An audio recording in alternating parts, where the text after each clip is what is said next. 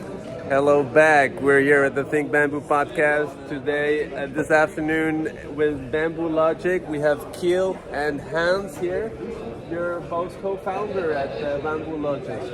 We are not co-founder, but we came into the company in 2019. 2000, okay. The original co-founders had a very good idea, and then we came into the company to really structure it because the opportunity was growing. So a lot of people are doing it. And then we came in. And now it's really like taking off. It is indeed, yes, definitely. So one of the biggest projects right now is in Portugal with a 1,000-hectare plantation. 2,000. 2,000. Yeah, we're aiming for 2,000. Whoa, okay. We're starting with 150, then we're going to go to 2,000. But we're also planting in other parts of Europe. Okay, but the biggest one is Portugal right now. Yes. That's going to be our own. I mean, what we do with other countries, we're working with farmers in other countries to basically work with them. Okay, differently. Well, I mean, it's their land.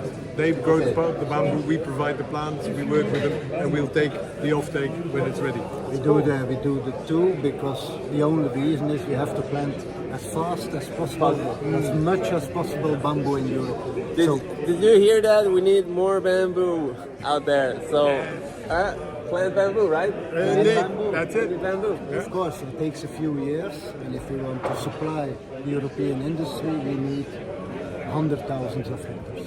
Wow.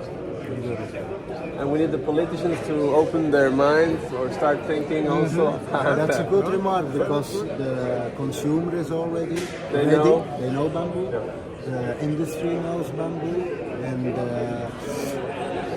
politicians or the governments are the most difficult ones. And I have to say, without having any problem with them, also ecological organizations are still to be informed.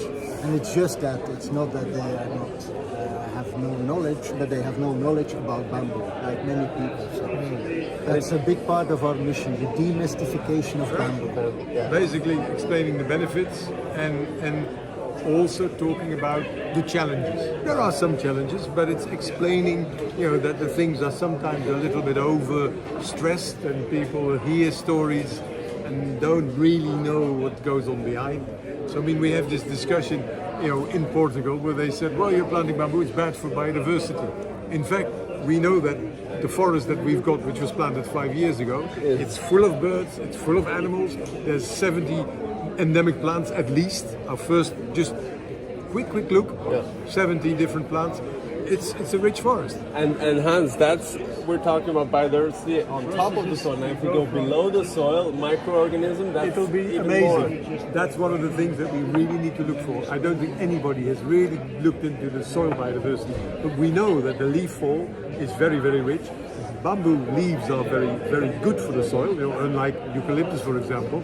So if you could actually go in there and find what's there, I'm sure you find a rich world out there. Well, there are more micro, like fungi also, bamboo fungi. Yeah, we see them. We in see, our we have fields. mushrooms underneath, we have orchids. Also, There's all sorts. Have you thought about also going to the bamboo tea business? Not yet. Not no. yet. Have you tried it? I have tried it in China when I lived there, yes. But I think here, you can't do everything. Of course. And in a way, I mean, let's be honest, our business is to plant. Yeah, and the other... We will then do the sort of pre-processing, the next step, but we're not going to be into the full chain. We'll do that with partnerships, with joint ventures maybe, So we provide the raw material or the semi-used material, semi-processed, and then they can do the next. That's good. You focus on your USP. Your Exactly. science. Yeah. I think there are a few trends that are an advantage at this moment for bamboo. The whole of Europe is turning to bio-based. Local is also the new global. Absolutely. So in that sense, everything is there for a bamboo story in Europe. With all the advantages, but you have to do it like it has to be done. It's an agricultural crop. It's not forestry. In other parts of the world, it's forestry. So that's one big difference with Europe. And for the rest of the story, in terms of processing, I don't think we have to compete for everything with, for example, Asia. Of course, there that's are things another that we can do level. better in Europe. There are things that they can do better in Asia. But there was like, if I recall this correctly, you have like a fabric or something set up in Portugal. We are setting up You're setting up. processing plant. And in Belgium we have the luck that we can do a lot of tests in an old furniture factory. There you have the dry ovens, you have all kinds of machinery. So you can do all the research and development there on site. Yeah. Awesome. But I mean, if you think of fabric as in textile, we're working with a company that's actually producing bamboo textile Yes. in Portugal. Yes. At the moment, the pulp comes from the other side of the world. Yeah, I've done So- a mini podcast with them. All right, It's not yet live, but because that's what we're talking with her, with them, and the universities to basically develop. Well, we don't have to develop; it exists, but to get a proper process for ecological pulp. So we can actually say, look, this is really sustainable. This is ecological. We know it can be done. It's just cranking it up to industrial level. and be transparent also about what is being measured and etc. There is no other way to go in Europe because of all the regulation. All products in the future, you know, the LCAs, everything should be transparent. And what Hans explains is not only for the fabrics, but in fact our principle for each product. We also wood applications, yes, we will do them, but then bio-based glues. It's done with lichen, I think this one. We have some with lignin, which is in the bamboo.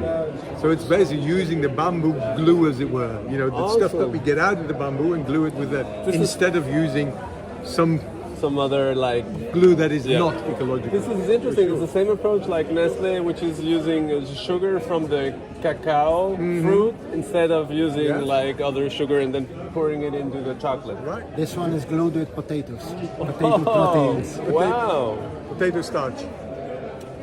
And it looks strong. Wow. Mozo from Portugal, maybe. That is It's our own plant, our own bamboo. Wow, beautiful. Oh, and it's really beautiful. I mean, I don't know if we can see it. so within that principle, bio-based, completely European, we are now designing with the Artis University in the Netherlands a complete garden set.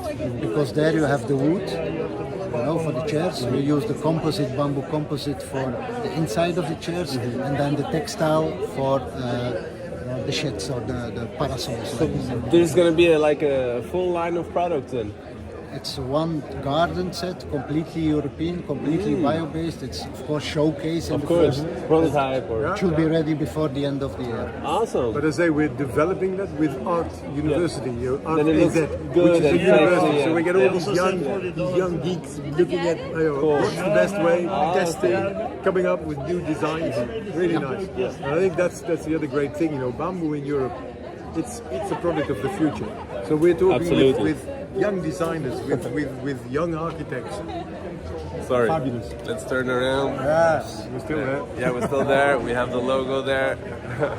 Yeah, so this is really a thing. Bamboo is the future. We know that. We have to invest time and money because there is a lot. We know that bamboo grows in Europe. We know the industry needs bamboo, and now the workers, everything In between. I think just one last point, because people say, well, bamboo in Europe, you know, is it really good for the environment? It's very good for, as we said earlier, biodiversity and soil conservation. I would agree, though, that I wouldn't necessarily want to plant bamboo in a nature reserve or in a, a protected area. It's not a European plant. We're using it as a crop. We're working with the Ministry of Agriculture. Basically, that's how it should be used in Europe. And there is a lot of degraded, not used land. If we can help to make some of that green, Exactly. rich, productive, create the jobs, and get us out of the dependence on other countries. For example. And another important point, as you know, everywhere in the world, I think, but certainly in Europe, farmers are completely in stress. They are like completely in the food sector. They don't get the prices they want. So we give them also an alternative to be again or play a role to deliver the industry with an alternative product that's rewarding. And have a future which is valuable. So because, sustainable business model. Absolutely. So with eventually even opportunities for ecotourism. You know, we talked to some people Absolutely, here who long said, term. look, we're planting bamboo because we're thinking of having a little bed and breakfast, guest house, you know, and people can sit in a green environment. So that's another green, fresh, healthy, relaxing. I mean, what's What better, else do you right? want? Yes. Yeah, what's better? You know, sitting in between bamboo, you know it is a special experience. It's super Why relaxing. not explain it It's before relaxing. you? It really is. Yeah. So that's Fantastic. also a nice thing about bamboo. They're just almost just nice things about bamboo, but they need the It's not, as you know, wonders don't exist. No. It's not a silver bullet. Yeah, it's a fantastic plant, but there's a lot of work to be done still. A lot of research. the communication and being transparent and really understanding what this giant grass is and what it can do. And what it does in Europe. And what Also, Because there's a lot of data, there's a lot of research, but it's all non-European.